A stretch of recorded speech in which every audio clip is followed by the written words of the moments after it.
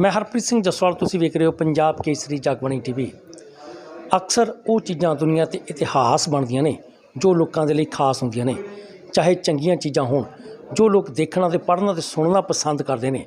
असीं गल करन जा रहे हैं एसिड अटैक की, जो कि बहुत ही माड़ी ते घिनौनी घटना मन्नी जाती है।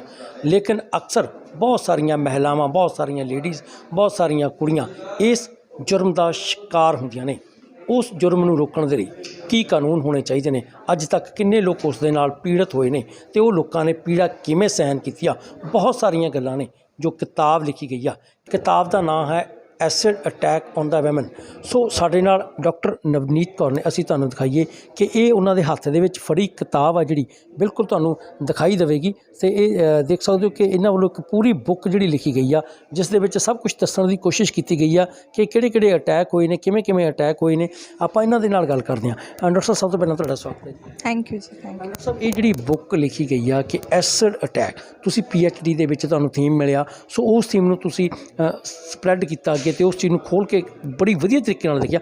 की इहदे च लिखिया, की दिखाउण दी कोशिश कीती ते यही टॉपिक तुसीं क्यों चुनिया?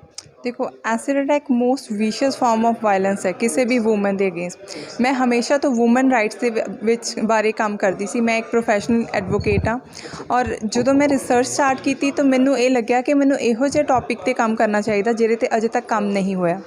जो मैं इस टॉपिक ते एसिड अटैक ते PhD स्टार्ट की, किसी भी परसन ने एक रिसर्च पेपर तक भी नहीं लिखा, बुक तो दूर की गल है। और इसलिए इस चीज़ों को देखते हुए मैं इस टॉपिक नू अवेयर करने लई लोकां नू इस टॉपिक ते रिसर्च की और इस टाइम इस ते बुक लॉन्च की है। सो डॉक्टर साहब, सब तो वड्डी गल निकल के सामने आउंदी आ डॉक्टर साहब, तुहानूं असीं इस करके कह रहे हैं कि तुहाडे कोले PhD डॉक्टरेट हैगी आ। सो इस दे विच कोई लिखदा, जो बंदा ना ऑथर कोई लिखदा तो वो पीड़ा नूं इस तरह महसूस करदा कि जिवें उस दे नाल खुद होवे। तो तुसीं इस चीज़ नूं किन्ना कि रियलाइज़ कीता ने? देखो, एक जिवें मैं पहला कहा कि विशियस फॉर्म ऑफ वायलेंस है। जो भी कोई एसिड अटैक होंदा है, सब तो पहला मैं दसना चाहूँगी कि जिहड़ा इंसान एसिड अटैक करदा उहदा मेन मोटिव ये नहीं हुंदा कि सामने वाले इंसान नूं मार देना। उहदा ये मेन मोटिव हुंदा कि वो तेजाब की पीड़ा दे विच चलदा रहे, जिन्नी भी लाइफ जिए, एक बहुत ही मतलब डिटीरियोरेटेड लाइफ और बहुत ही दुखदाई जीवन जिए। और जो मैं एसिड अटैक सर्वाइवर्स दे नाल मीटिंग की, मैं उन्हां नूं मिली, मैनू ये लग्या कि नहीं, ये चीज़ां लोकां नूं पता ही नहीं है। ये लड़कियां तक घर के दरवाजे के अंदर पर्दे दे विच बंद ही रह गई ने, इन्हां नूं सामने लियाना बहुत ज़रूरी है। और जो मैं तुसी सजैशन लिख रही सी कि एसिड अटैक सर्वाइवर्स के लिए पुलिस नूं ये करना चाहिए है, जुडिशियल ऑफिसर्स नूं ये करना चाहिए। आई आस्क्ड माई सैल्फ कि नवप्रीत तुसी की करोगे। सो मैं लक्ष्मी दे नाल मिल के एक कैंपेन स्टार्ट किया, स्टॉप सेल एसिड, लोगों को अवेयर करने के लिए। 2017 दे विच असी द लक्ष्मी फाउंडेशन बनाई, NGO, मैं दी को फाउंडर हाँ, सो दैट कि असी जो एसिड अटैक सर्वाइवर है उन्होंने रीहैबिलिटेट कर सकी। तुसी थीसिस जी असीं गल करिए जिहड़ा चुनिया सी उहदा कनक्लूज़ करिए किसी चीज़ नूं, तां तुसी कित्थे पहुंचो इस गल नूं लैके?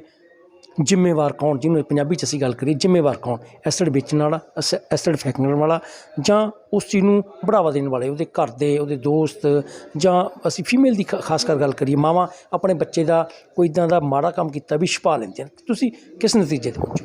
जी, देखो, ये बुक के टाइटल तो ही तुहानूं पता चलेगा, एसिड अटैक ऑन वूमन, क्योंकि ये जेंडर बेस्ड वायलेंस है। इहदा पैट्रीआर्कल सोसाइटी सब तो वड्डा रीज़न है। साडी पैट्रीआर्कल सोसाइटी दे विच हमेशा ये होप की जाती है कि बेटा पैदा होवे, बेटी ना होवे। बेटी नूं तां कुख विच ही मार दिता जाता है। और बचपन तो ही अगर बेटी कुछ मंगती है तो मोस्टली उन्हां नूं ये कहा जाता है कि तैनूं कोई गल नहीं, वीरे नूं मिल जाए, भरा नूं मिल जाए पहला चीज़, या तू ब्याह तो बाद ये काम कर ले।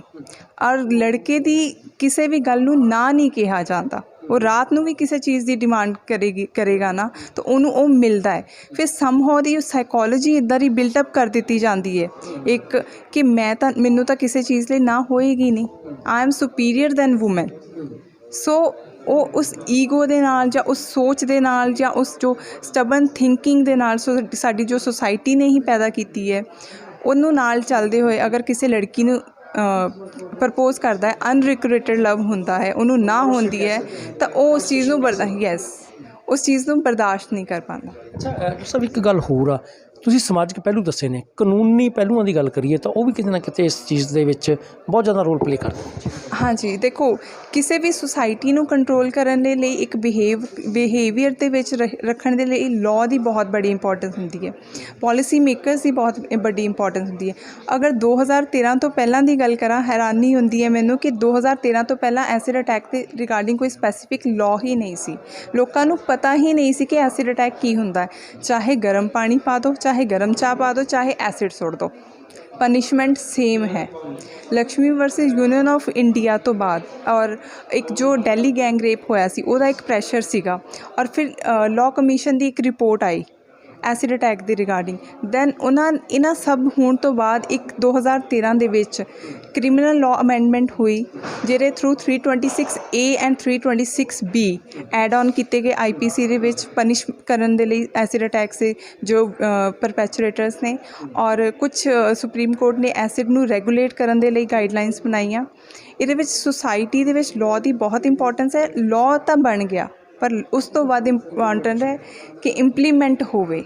ਇੰਪਲੀਮੈਂਟੇਸ਼ਨ ਇਜ਼ ਮੋਰ ਇੰਪੋਰਟੈਂਟ, ਔਰ ਉਸ ਤੋਂ ਵੀ ਵੱਡਾ ਸਾਡੀ ਸੁਸਾਇਟੀ ਨੂੰ ਮਾਈਂਡਸੈਟ ਚੇਂਜ ਕਰਨ ਦੀ ਜ਼ਰੂਰਤ। ਸੋ ਤੁਸੀਂ ਸੁਣਿਆ ਕਿ ਡਾਕਟਰ ਨਵਰੀਤ ਕੌਰ ਨੇ ਇੱਕ ਗੱਲ ਦੱਸਣ ਦੀ ਕੋਸ਼ਿਸ਼ ਕੀਤੀ ਆ, ਸਮਾਜਿਕ ਪਹਿਲੂ, ਕਾਨੂੰਨੀ ਪਹਿਲੂ ਜਾਂ ਉਸਦੇ ਹੋਰ ਵੀ ਜਿਹੜੇ ਦੱਸਣ ਦੀ ਗੱਲ ਕੀਤੀ ਆ।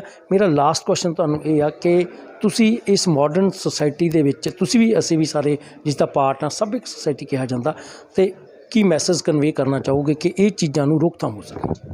ਦੇਖੋ, ਆਈ ਵਾਂਟ ਕਿ ਗ੍ਰਾਸ ਰੂਟ ਲੈਵਲ ਤੋਂ ਅਸੀਂ ਆਪਣੇ ਬੱਚਿਆਂ ਨੂੰ ਸ਼ੁਰੂ ਤੋਂ, ਯੰਗਸਟਰ ਨੂੰ ਇਹ ਸਮਝਾਈਏ ਕਿ male and female are equal. ਇਹੋ ਜਿਹੀ ਸੁਸਾਇਟੀ ਬਣਾਈਏ ਜਿੱਥੇ ਸਾਨੂੰ ਇਕੁਐਲਿਟੀ ਵਰਡ ਯੂਜ਼ ਕਰਨ ਦੀ ਜ਼ਰੂਰਤ ਹੀ ਨਾ ਪਵੇ। ਹਰ ਇੱਕ ਇਨਸਾਨ ਇੱਕ ਦੂਸਰੇ ਨੂੰ ਹਿਊਮਨ ਬੀਇੰਗ ਹੀ ਸਮਝੇ, ਔਰ ਸਾਡੀ ਸੁਸਾਇਟੀ ਇੰਨੀ ਇੰਪਰੂਵਡ ਹੋ ਜਾਏ ਕਿ ਦੁਬਾਰਾ ਕਿਸੇ ਦੇ ਦਿਮਾਗ ਵਿੱਚ ਤੇਜ਼ਾਬੀ ਸੋਚ ਨਾ ਆਏ। ਦਿਮਾਗ ਦੇ ਵਿੱਚ ਤੇਜ਼ਾਬੀ ਸੋਚ ਨਹੀਂ ਆਉਣੀ ਚਾਹੀਦੀ। ਇਹ ਡਾਕਟਰ ਨਵਰੀਤ ਕੌਰ ਦਾ ਮੰਨਣਾ ਕਿ ਅਸੀਂ ਗ੍ਰਾਸ ਰੂਟ ਦੀ ਗੱਲ ਕਰਦੇ, ਬੱਚਿਆਂ ਤੋਂ ਹੀ ਦੱਸਣਾ ਸ਼ੁਰੂ ਕਰੋ ਕਿ ਭੈਣ ਭਾਈ, ਕੁੜੀ ਲੜਕੀ ਮੁੰਡਾ ਸਭ ਇੱਕੋ ਹੀ ਬਰਾਬਰ ਨੇ। ਤੁਹਾਡੀ ਸੋਚ ਬਦਲਣੀ ਚਾਹੀਦੀ ਆ। ਜੇ ਸੋਚ ਬਦਲੂਗੀ ਤਾਂ ਸਮਾਜ ਬਦਲੂਗਾ, ਸਮਾਜ ਬਦਲੂਗਾ, ਜਿਹੜੇ ਕਾਨੂੰਨ ਬਣਦੇ ਨੇ ਉਹਨਾਂ ਦੀ ਇੰਪਲੀਮੈਂਟੇਸ਼ਨ ਹੋਊਗੀ, ਉਹਨਾਂ ਨੂੰ ਲਾਗੂ ਕੀਤਾ ਜਾ ਸਕਦਾ। ਬਹੁਤ ਵਧੀਆ ਇਨੀਸ਼ੀਏਟਿਵ ਲੈਣ ਦੀ ਕੋਸ਼ਿਸ਼ ਕੀਤੀ ਗਈ ਆ ਜਿਸ ਦੇ ਨਾਲ ਸਮਾਜ ਨੂੰ ਸੇਧ ਮਿਲ ਸਕੇ। ਹਰਪ੍ਰੀਤ ਸਿੰਘ ਜਸਵਾਲ, ਪੰਜਾਬ ਕੇਸਰੀ, ਜਗਬਾਣੀ TV, ਚੰਡੀਗੜ੍ਹ।